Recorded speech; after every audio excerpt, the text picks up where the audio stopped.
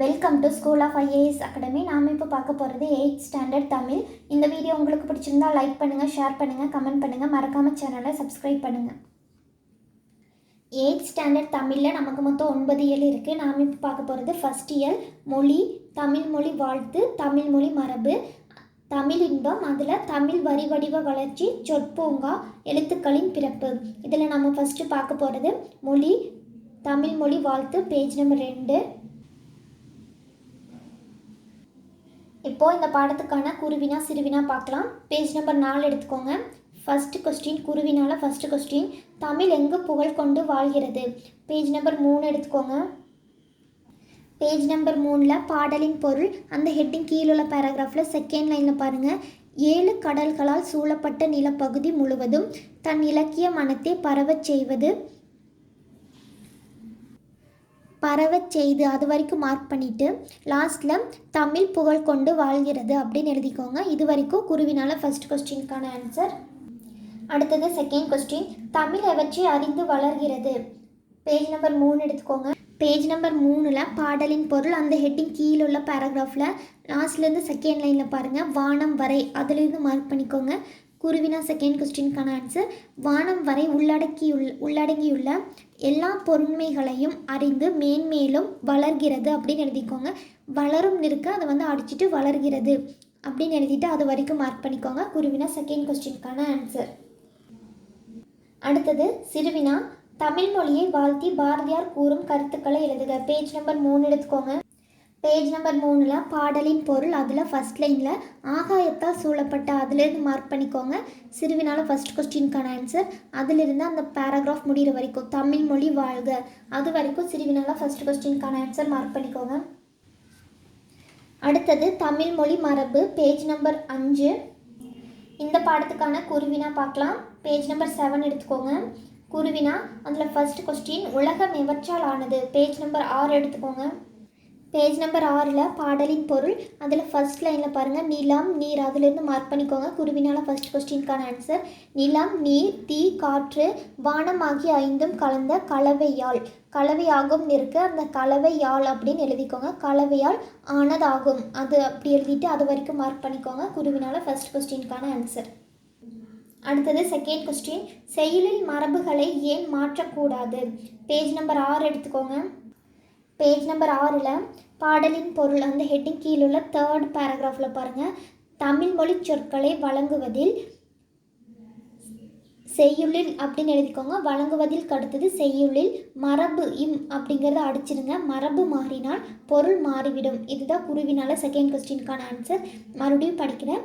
தமிழ் மொழி சொற்களை வழங்குவதில் செய்யுளில் மரபு மாறினால் பொருள் மாறிவிடும். இதுதான் செகண்ட் கொஸ்டினுக்கான ஆன்சர். அடுத்தது தமிழ் வரி வடிவ வளர்ச்சி, பேஜ் நம்பர் 8. இந்த பாடத்துக்கான குருவினா சிறுவினா நெடுவினா பார்க்கலாம். பேஜ் நம்பர் 12 எடுத்துக்கோங்க. குருவினா, அதில் ஃபஸ்ட் கொஸ்டின், ஓவிய எழுத்து என்றால் என்ன. பேஜ் நம்பர் 8 எடுத்துக்கோங்க. பேஜ் நம்பர் 8ல் எழுத்துக்களின் தோற்றம், அந்த ஹெட்டிங் கீழுள்ள செகண்ட் பேராகிராஃப், தொடக்க காலத்தில் எழுத்து, அதிலிருந்து மார்க் பண்ணிக்கோங்க. குருவினால் ஃபஸ்ட் கொஸ்டினுக்கான ஆன்சர். அதிலிருந்து 5th லைனில் வடிவத்தை ஓவிய எழுத்து என்பர், அது வரைக்கும் குருவினால் ஃபஸ்ட் கொஸ்டினுக்கான ஆன்சர் மார்க் பண்ணிக்கோங்க. அடுத்தது செகண்ட் கொஸ்டின், ஒளி எழுத்து நிலை என்றால் என்ன. Page number 8, 9. பேஜ் நம்பர் 8ல் எழுத்துக்களின் தோற்றம், அந்த ஹெட்டிங் கீழுள்ள தேர்ட் பேராகிராஃபில் பாருங்கள். ஒவ்வொரு வடிவமும், அதிலிருந்து மார்க் பண்ணிக்கோங்க. குருவினா செகண்ட் கொஸ்டினுக்கான ஆன்சர். ஒவ்வொரு வடிவமும் அதிலிருந்து லாஸ்ட் லைனில், அதிலிருந்து நெக்ஸ்ட் பேஜில் செகண்ட் லைனில் நிலை என்பர், அது வரைக்கும் குருவினா செகண்ட் கொஸ்டினுக்கான ஆன்சர் மார்க் பண்ணிக்கோங்க. அடுத்தது செகண்ட் கொஸ்டின், ஒளி எழுத்து நிலை தேர்ட் கொஸ்டின், ஓலைச்சுவடிகளில் நேர்கோடுகள் புள்ளிகள் ஆகியவற்றை பயன்படுத்த இயலாமைக்கு காரணம் என்ன. பேஜ் நம்பர் 10 எடுத்துக்கோங்க. பேஜ் நம்பர் 10ல் ஃபஸ்ட்டு பேராகிராஃபில் செகண்ட் லைனில் பாருங்கள். ஓலைகளில், அதிலிருந்து ஓலைகளில் நேர்கோடுகளையும் புள்ளிகளையும் எழுதுவது கடினம் என்பதால் வளைகோடுகளை அதிகமாக பயன்படுத்தினர். இது ஃபஸ்ட்டு பாயிண்ட்டாக எழுதிக்கோங்க. குருவினா தேர்ட் கொஸ்டினுக்கான ஆன்சர்.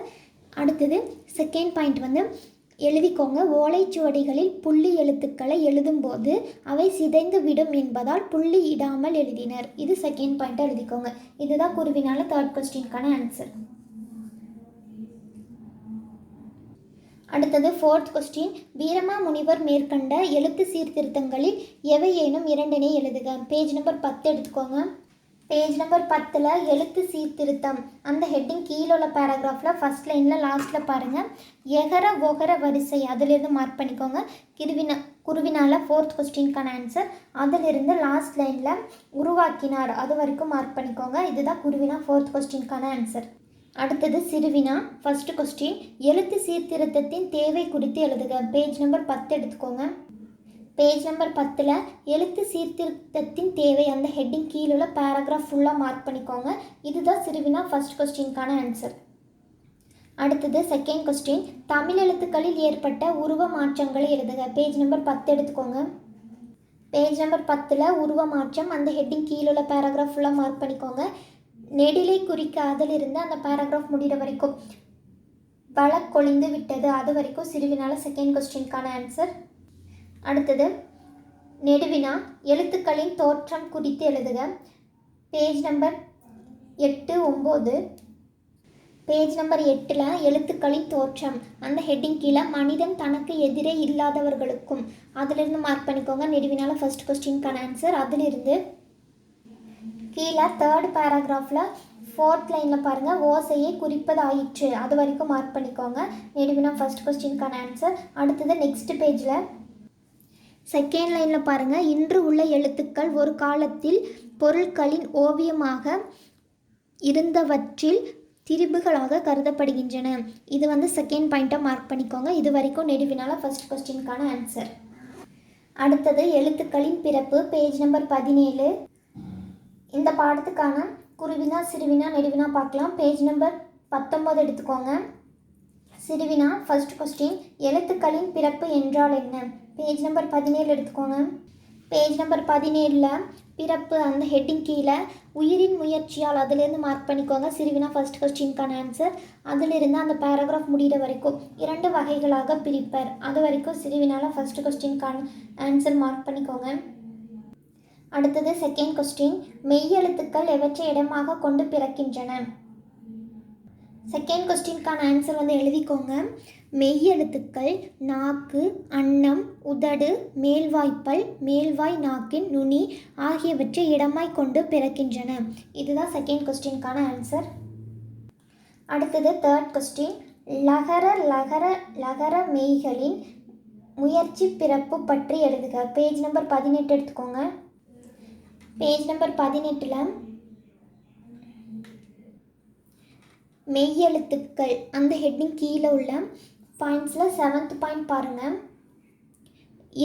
இல் அதிலிருந்து மார்க் பண்ணிக்கோங்க. சிறுவினா தேர்ட் கொஸ்டினுக்கான ஆன்சர். ஃபர்ஸ்ட் இது வந்து லகர. அடுத்தது அதுக்கு அடுத்த உள்ள பாயிண்ட் வந்து இல், அதில் வந்து லகர அப்படின்னு எழுதிக்கோங்க ஹெட்டிங்கு.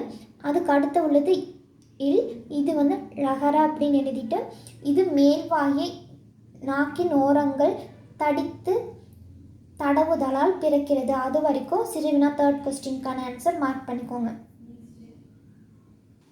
Thank you friends. இந்த வீடியோ உங்களுக்கு பிடிச்சிருந்தா லைக் பண்ணுங்கள், ஷேர் பண்ணுங்கள், கமெண்ட் பண்ணுங்கள், மறக்காமல் சேனலை சப்ஸ்கிரைப் பண்ணுங்கள்.